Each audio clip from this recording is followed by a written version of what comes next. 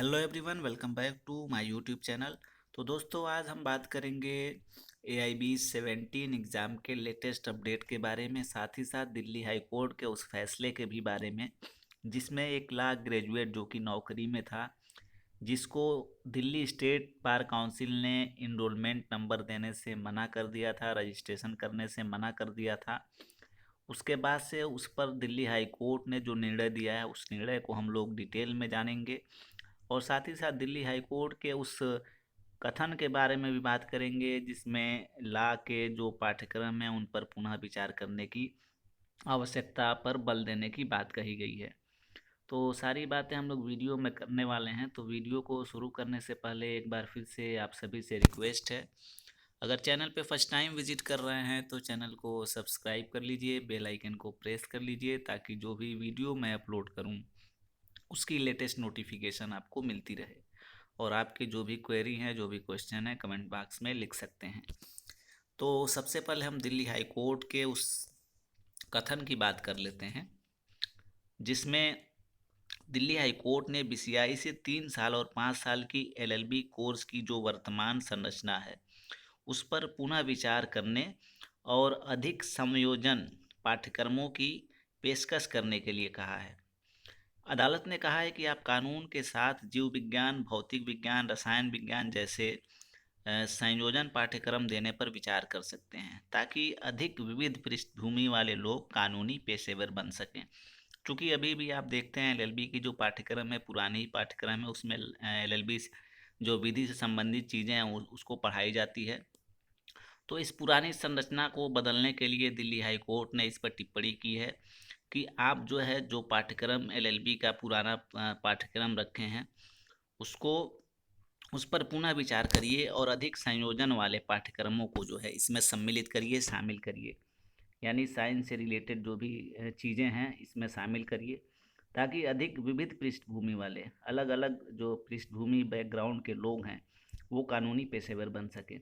तो Delhi high court की ये टिप्पणी अपने आप में काफ़ी महत्वपूर्ण है, काफ़ी जो है बेनिफिशियल है। क्योंकि आप देखते हैं जो सिलेबस है लॉ का वो पुराना ही सिलेबस है। इसमें जो है साइंस की जो ज़रूरत इस समय महसूस की जा रही है। अगर आप एक LLB के स्टूडेंट हैं तो जानते हैं कि लॉ के साथ साइंस का क्या रिलेशन है, या जो एडवोकेट हो वो भी जानता है कि एडवोकेसी में विज्ञान का क्या महत्व है। तो इसलिए ऐसी पाठ्यक्रम को जो है LLB के सिलेबस में शामिल करने की बात कही गई है। अब हम बात कर लेते हैं दिल्ली हाई कोर्ट के ही उस फैसले के बारे में, उस निर्णय के बारे में, जिसमें जो है AIB परीक्षा में शामिल होने के लिए एक जो लॉ ग्रेजुएट हैं उन्होंने जो रिट दाखिल की थी उसके बारे में। तो दिल्ली हाई कोर्ट में एक लॉ ग्रेजुएट हैं जिन्होंने रिट की थी। चूँकि वो जब LLB की पढ़ाई कर रहे थे तो पढ़ाई पूरी करने के दौरान जो है उनकी नियुक्ति दिल्ली जल बोर्ड में हो गई, यानी उनको सरकारी नौकरी मिल गई। अब ये सरकारी नौकरी में थे, इनको जो है 5 फरवरी 2023 को होने वाली AIB परीक्षा में शामिल होने की अनुमति इन्होंने मांगी थी। और जैसा कि आप जानते हैं आवेदन भरने की तिथि जो है 16 जनवरी लास्ट है। तो इसके लिए जो लॉ ग्रेजुएट थे उन्होंने दिल्ली बार काउंसिल ऑफिस में जो है आवेदन दाखिल किए थे ताकि उनको जो है इनरोलमेंट नंबर मिल जाए ताकि वो परीक्षा में बैठ सकें, AIB परीक्षा देने में जो है वो समर्थ हो सके।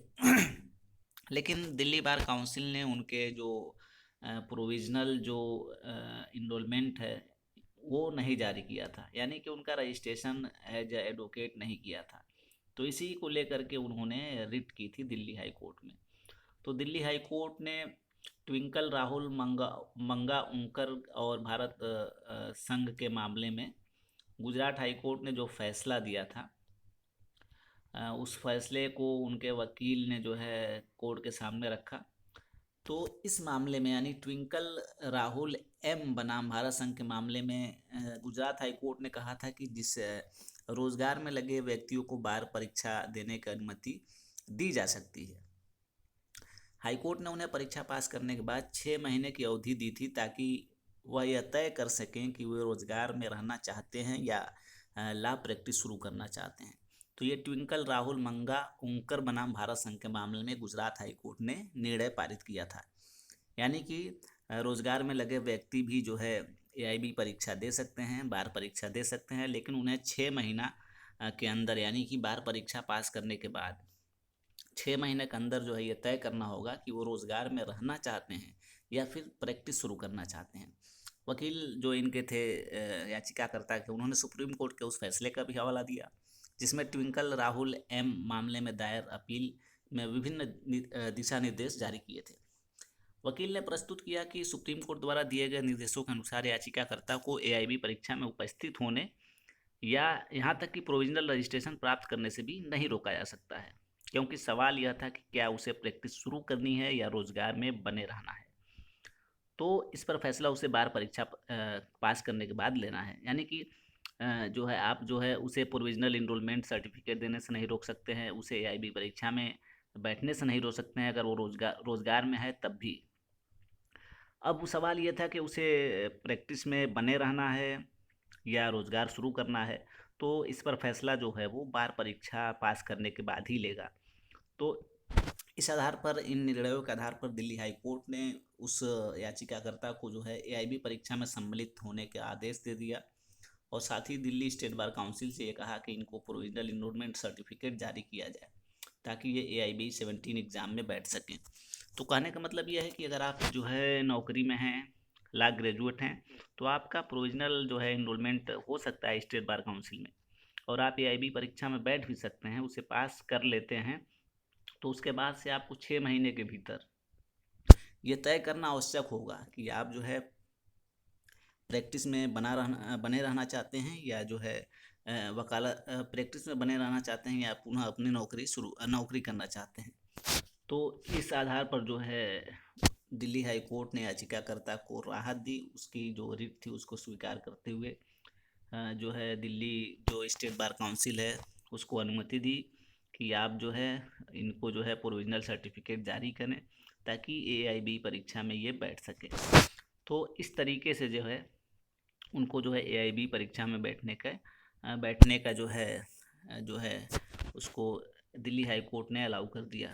अदालत ने कहा कि बार काउंसिल ऑफ इंडिया अधिनियम और नियमों के अनुसार भी, यानी बीसीआई के जो अधिनियम है और जो नियम है उसके अनुसार भी, यदि कोई व्यक्ति नामांकन के बाद रोजगार लेता है तो उसे ऐसे व्यक्ति के पास नामांकन को निलंबित रखने का विकल्प होता है। यानी कि नामांकन के बाद अगर वो रोजगार में वापस लौटता है तो ऐसे व्यक्ति को जो है नामांकन को निलंबित रखने का विकल्प होता है कि वो नामांकन को, अपना जो इनरोलमेंट है, जो सर्टिफिकेट, उसको स्टेट बार काउंसिल के पास सरेंडर कर दे।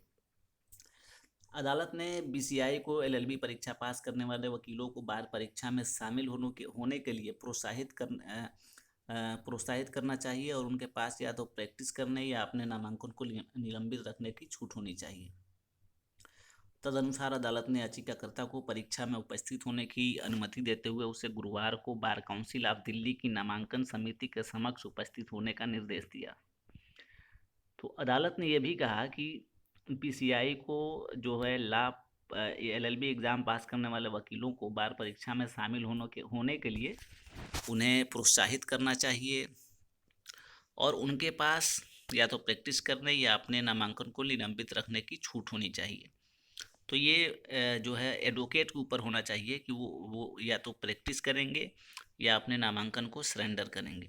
तो ये इतनी जो है बीसीआई को जो है इतना वकीलों के साथ करना चाहिए। तो इस आधार पर जो है याचिकाकर्ता को जो है प्रोविजनल जो इनरोलमेंट है उसको जो है स्टेट बार काउंसिल से दिलाने की बात कही गई। तो इस तरीके से जो है याचिकाकर्ता जो है अब एआईबी 17 एग्ज़ाम में बैठेगा।